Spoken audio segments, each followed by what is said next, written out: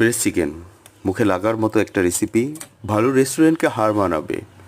একটা বাটিতে breast chicken লম্বা করে কেটে এর ভিতর সয়া সস, গোলমরিচ গুঁড়া, সামান্য লবণ দিয়ে মাখিয়ে 10 মিনিট রেস্টে রেখে দিব।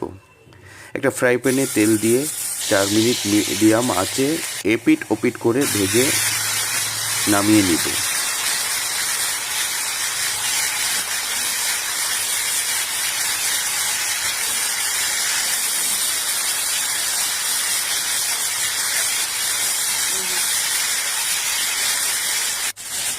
এরপর সেই তেলে পেঁয়াজ, মরিচ কুচি, আদা রসুন পেস্ট, টমেটো কুচি দিয়ে একটা ডিপ সস তৈরি করে